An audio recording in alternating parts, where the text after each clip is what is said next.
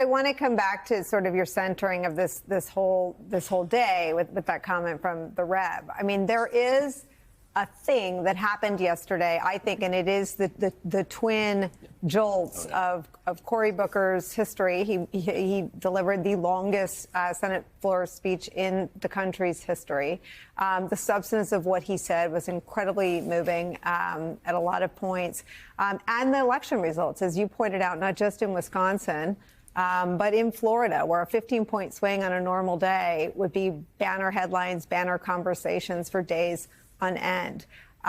What people seem to be destabilized by are the massive cuts to the federal government, the massive intrusion by an unelected billionaire into people's personal data, and economic uncertainty. And everything that's happening in the Rose Garden, even without listening to every second of it, makes those things worse, the economic insecurity and instability.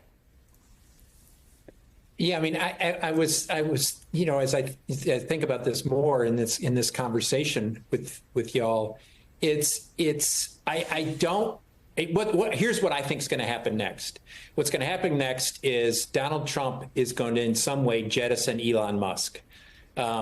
He's gonna do it in a way that he can figure out, like, it's like, I got done what he then next. That's the first thing to happen. The next thing that's going to happen is there's Republicans that are in the House and in the Senate who are going to be running in swing districts or swing states that are going to look at those election results from yesterday and the response to Cory Booker, and they're going to react to it. And the reaction to it isn't going to be, oh, I'll support these tariffs. The reaction to it is beginning, in my view, is beginning to break with the president on certain issues, so they can say, this is not all, you know, I'm not all responsible for this. This is, you know, I'm doing the thing. I'm doing what's in the best interest of my district in the course of this. But I think what Donald Trump doesn't seem to understand in all of this, and I think what happened yesterday is that, as you know full well, and everybody on this panel knows, much of us have had a difficult time, and much of America a difficult time, for all the slop that Donald Trump keeps throwing out there and not knowing what to focus on. It's so many bad things that he's done and Elon Musk has done that you kind of get lost in he throws everything at the wall and you're trying to figure out what to pick and choose from. And much of the American public, I was sitting there like, what are we supposed to do? What are we supposed to do? This isn't good. I don't like this. What are we supposed to do? And we're starting to get angry at the Democratic Party because they thought the Democratic Party was not standing up enough to all the things that Donald Trump is doing. What happened yesterday, as I said, was a twofer.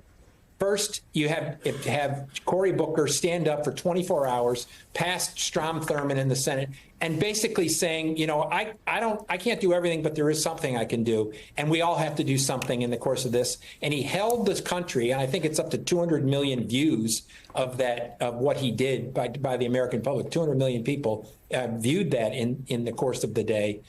Is he said we can do something. And then you see an election result where the voters stood up and said, we're going to do something. We may be only able to vote. We may be only able to get 5 people to the polls. We're going to do something. And what I think that does is gets people's feet on the ground where they weren't before and they were lost, or they might sit on their couch. What can I do? And now say, there is something we can do. And that is something that Donald Trump has not faced yet in this term. It's about agency. And I think so much of Trump 2.0 is about mindset. I mean, all of these prestigious law firms getting down on bended knee and promising to do $100 million in pro bono work for causes Trump loves. This is over executive orders that were described as unconstitutional and illegal by federal judges, is all about a mindset. And I think to your point, Matt Dowd, what's happened in the last 24 hours is that the mindset has shifted. The idea that there is no agency, that we're locked into the Trump program, has been obliterated. Yep, exactly. And that, I think, is incredibly powerful. And I think I think this tariff announcement is only going to add to it, because people once they get agency, then they see an action. And then they see an action, and then they see their own actions can have their power in this.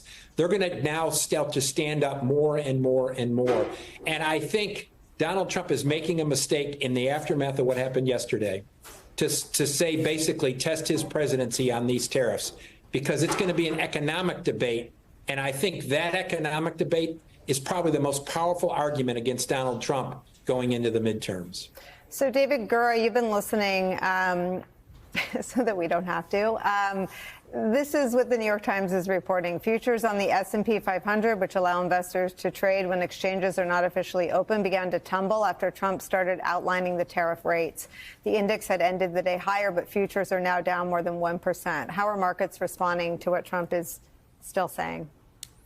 I think they're responding to the fact that this didn't allay the uncertainty that investors were worried about. So you look at that long list that he held up there. Howard Lutnick gave him that list of those reciprocal tariffs, and these are pretty sizable numbers, and we don't know if those are on top of the tariffs that have already been put in place, how long those tariffs are going to be in place, if in fact there's an off-ramp for these countries, if they look at them and blanch and think, can I negotiate out of this? Will they be able to do that? And I think a fundamental tension here, again, just has to do with the rationale for these tariffs. That's kind of in stark relief as you listen to the president talk.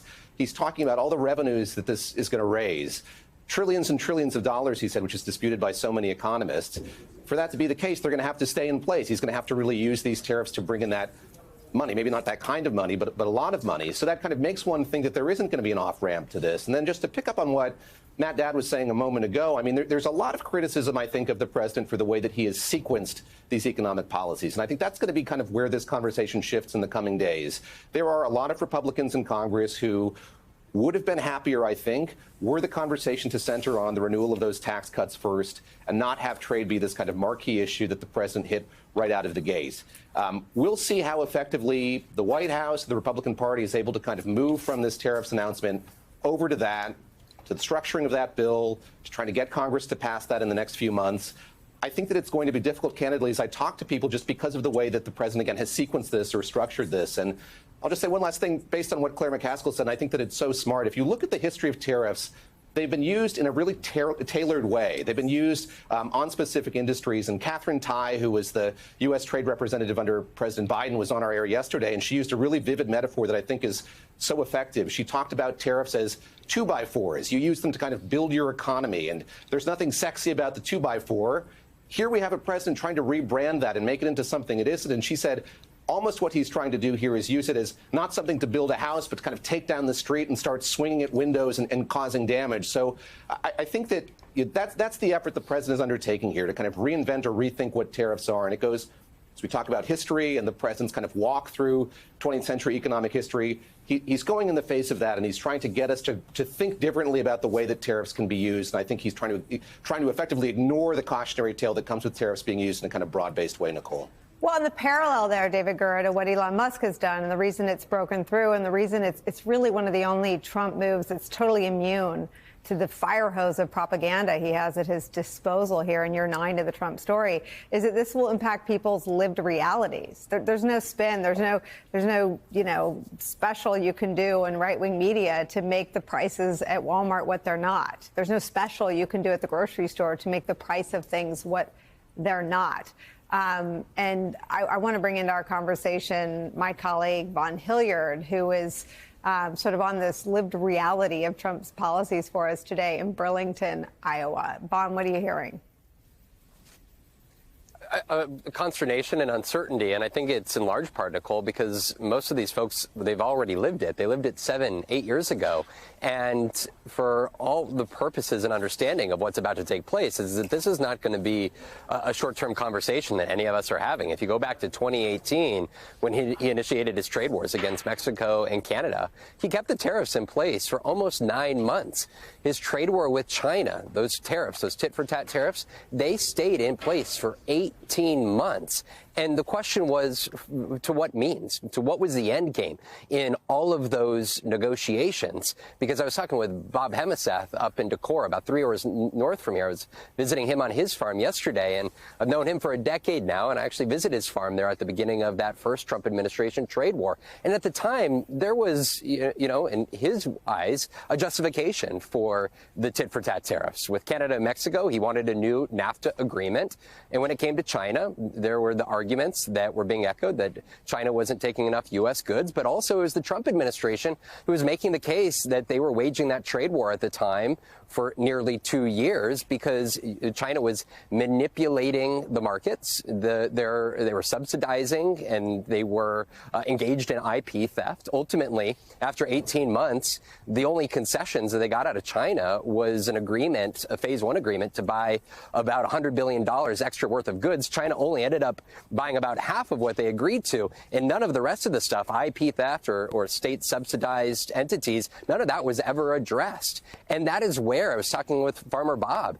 His concern was it's not clear from the Trump administration what concessions they're looking for from the myriad of countries that you see on both of those lists there. And his concern is that they lost long-term export markets because of that first trade war that they still have not recovered. And it's not even the announcements, Nicole, that just came out from the Rose Garden, but it's the retaliatory tariffs that are expected to come out in the days ahead from the EU, China, Canada, that are directly going to impact the goods that they are producing in real time. In the weeks ahead, they're about to plant their seeds out here across the Midwest. And the question is, where is it going?